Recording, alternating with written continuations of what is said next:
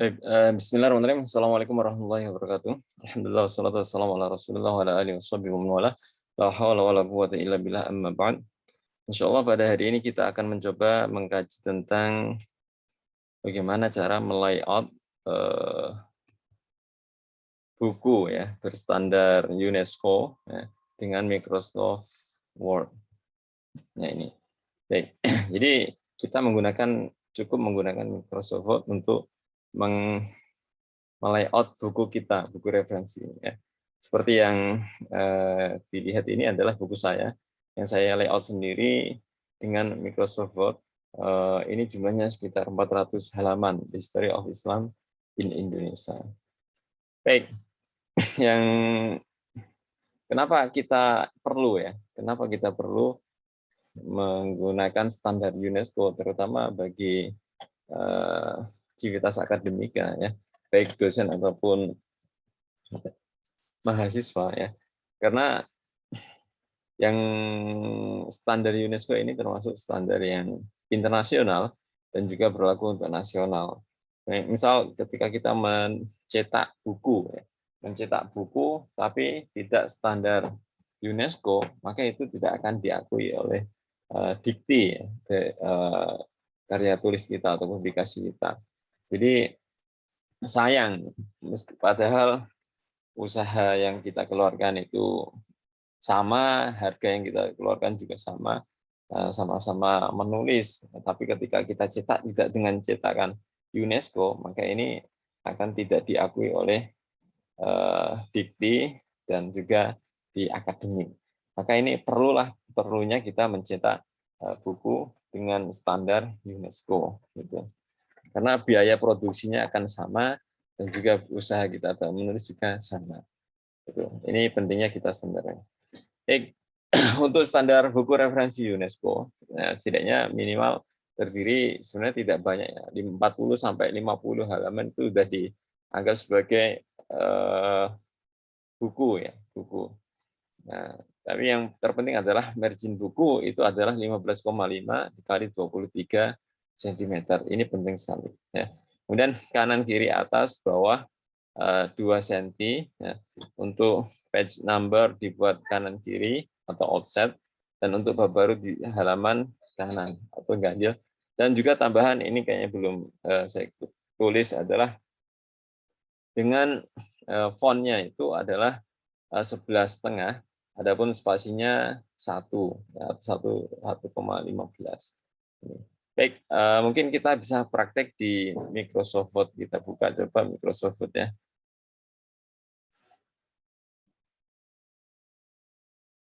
Ya, kita buka Microsoft Word sebentar. Microsoft. Oh, salah. Jadi kita buka dulu Microsoft Word kita.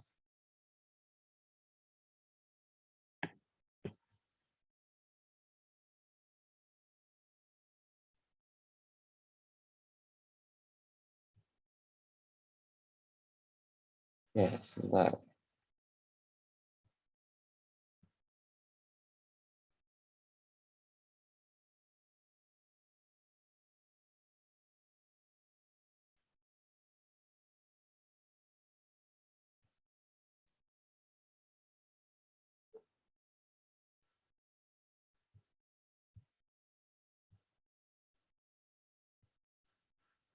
Oke.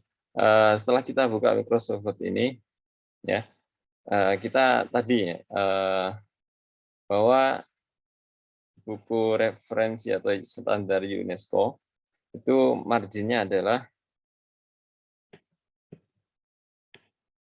15,5 kali 23. Ini jadi untuk itu kita lihat margin dulu. Jadi kita lihat ke layout ya.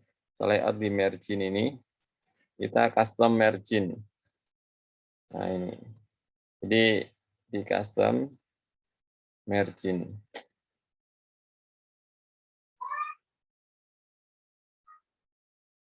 Ya. Nah, setelah ini ya. Jadi margin layout, nah kita pilih layout ini.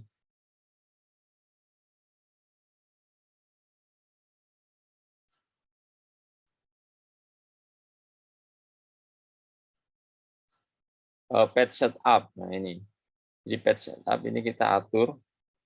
Ini kan 210.297 ya. Jadi A4. Jadi tidak ada di sini disediakan oleh Word Office 15,5 kali 23. Maka kita buat sendiri. Bagaimana kita buat sendiri? Ini manage custom size. Nah, di sini kita tulis ya. 15,5 berarti kan kalau ini pakai milimeter berarti 155 ini 230. Nah ini. Ya, kita oke.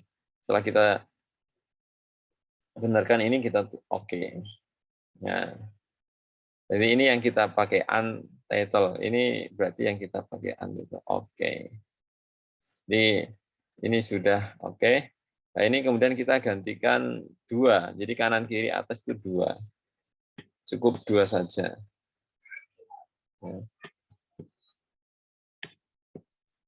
Nah, setelah 2 semua kita klik oke.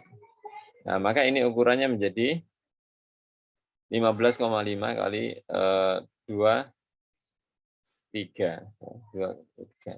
Jadi 15,5 kali 23 terus 22.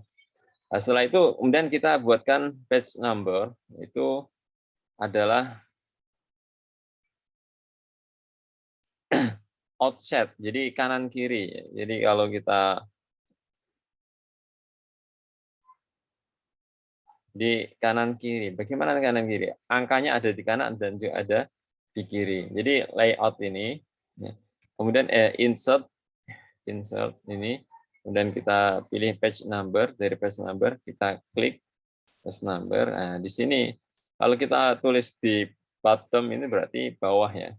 Kalau top itu berarti atas. Kita pilih yang bawah. Nah, di sini kan ada formatnya. Kalau ini kiri, right berarti kanan. Nah, kalau left kiri. Nah, ini offset. Nah, maka dia akan terletak di pojok, tapi di setiap halaman ini.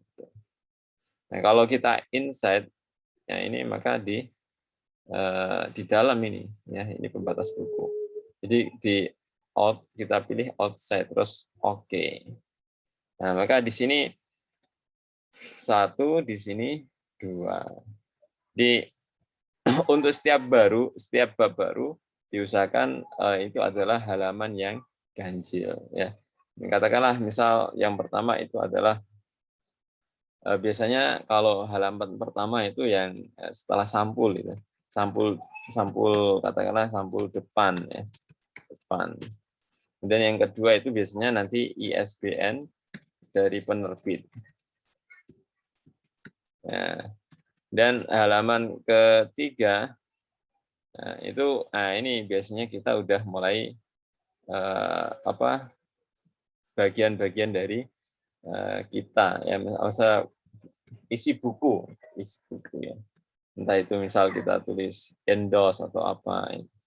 Jadi cara men-setting margin dan insert number seperti itu. Jadi 1, 2. Nah, maka misal nanti kalau ada bab baru, maka bab baru itu ditaruh di tentukan mesti itu adalah di angka ganjil atau kanan. Kalau nanti sudah jadi buku itu berarti kanan. Ya, misal daftar isi. Nah, ini kan di 3 ya, 3. Nah, jadi kalau 4 ini berarti biarkan kosong seandainya misal ini. Dan setelah daftar isi misal kata pengantar. Nah, kata pengantar. Nah, maka perhatikan ini harus halaman ganjil. Nah, misal itu. Nah, setelah itu misal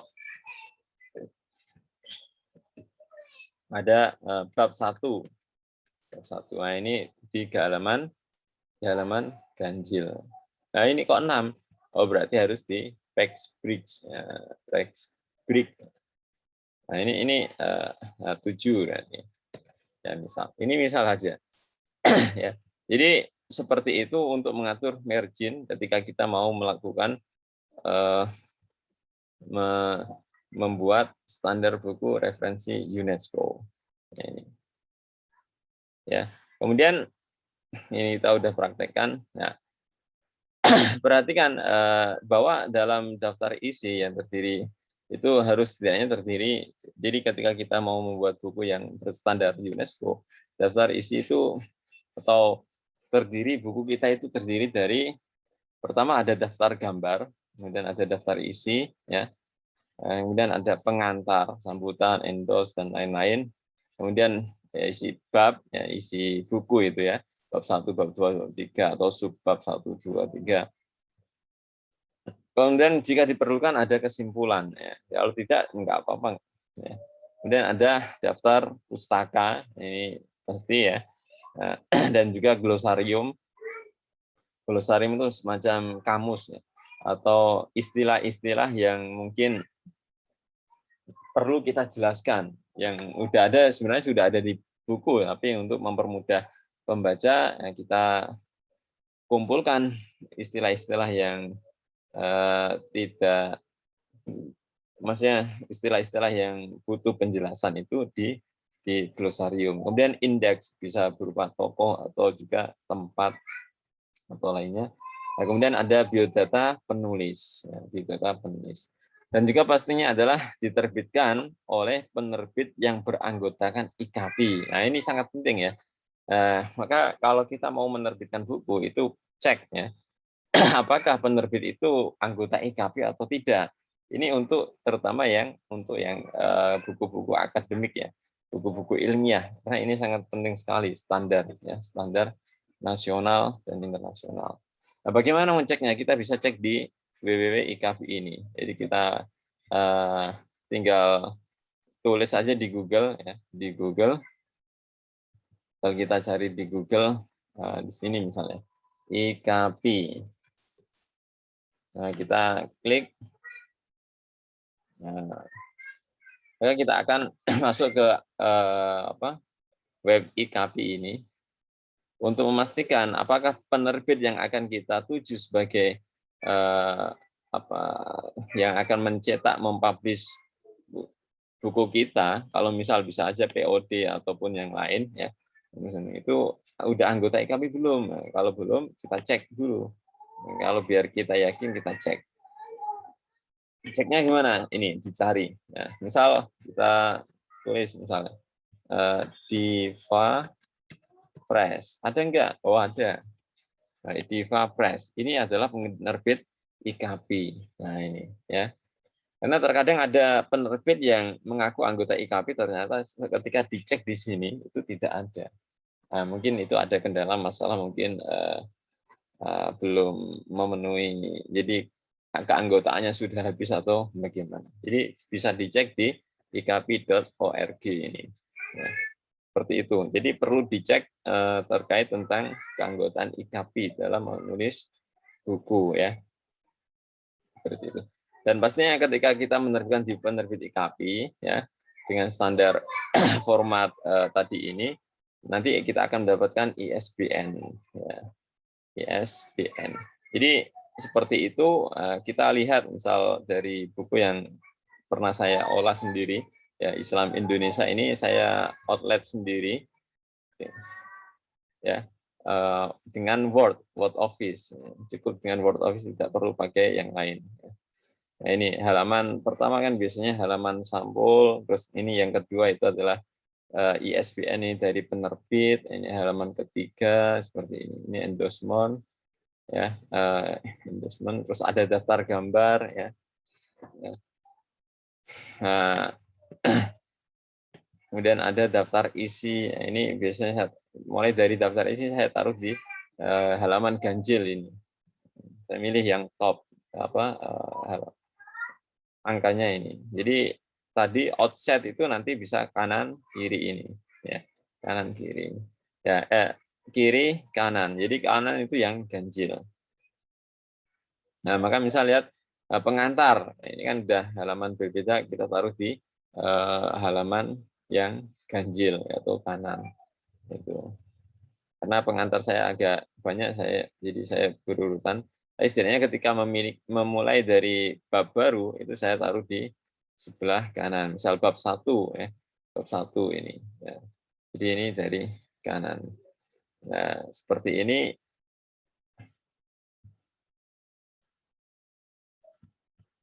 Ya, kita kalau misal lihat di akhirnya, jadi ini pembahasan bab 1, 2, 3, 4, 5.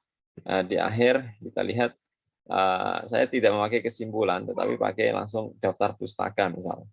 Daftar pustaka. Nah, saya membuatnya otomatis dengan Zotero.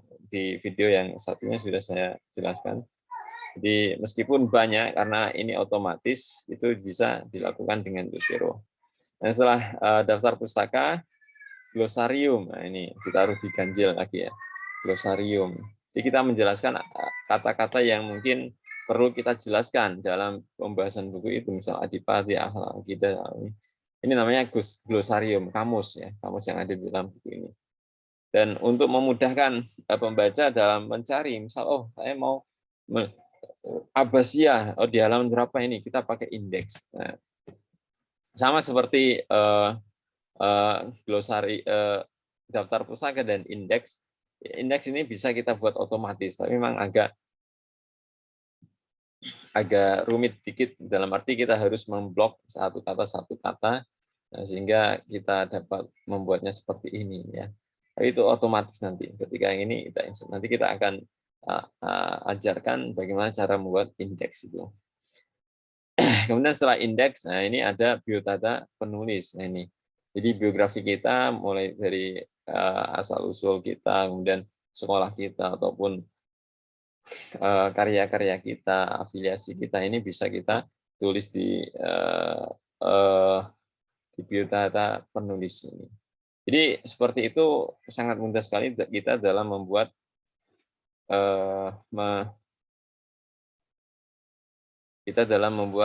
melayout buku